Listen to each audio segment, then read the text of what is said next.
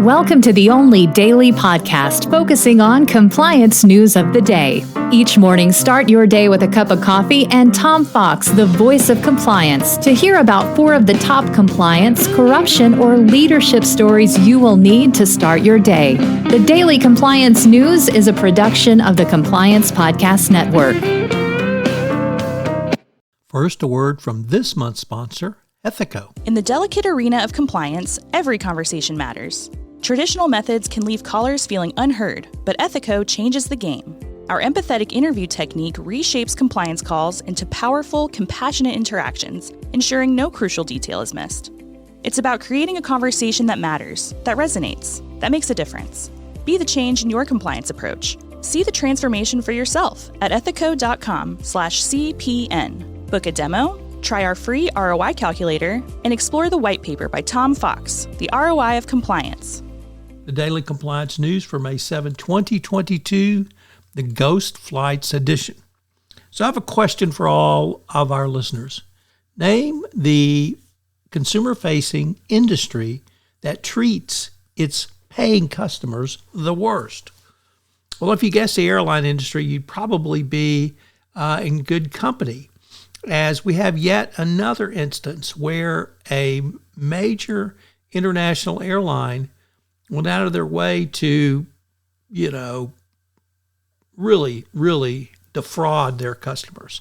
This time it's Qantas, the cute, cuddly koala bear Qantas, and they've agreed to pay a $100 million Australian, that's 66 million US and 52 million pounds penalty, to settle a case of selling tickets to flights it had already canceled.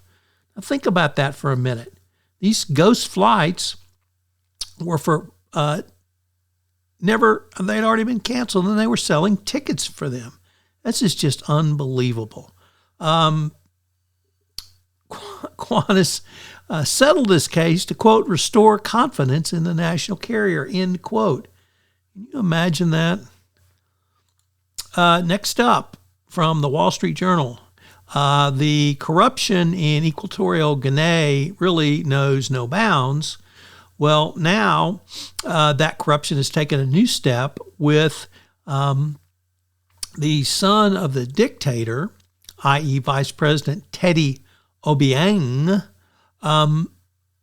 striking back at those who have prosecuted him internationally. He had yachts that he had paid for with purloined funds seized in South Africa. So what did he do in response? Well, he had 2 South Africans arrested, thrown in jail, and accused them of trafficking cocaine. So hopefully F.A.A. or some other legislation can begin to stop these corrupt dictators. But at this point, not. Next up, more bad news for Boeing. The Federal Aviation Administration has opened a new investigation into Boeing after the plane maker told the regulator it might have skipped some required inspections involving the wings of 787 Dreamliners.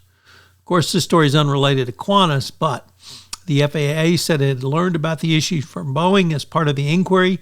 The agency is looking into whether employees at the company may have falsified records.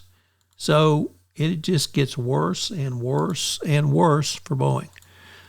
Some good news on the corruption front, as the Goldman Sachs criminal case over its 1MDB massive bribery and corruption scheme has ended, and the company has been released from its DPA. As I mentioned at the start of this podcast, this month's sponsor for the entire Compliance Podcast Network is F.A.A.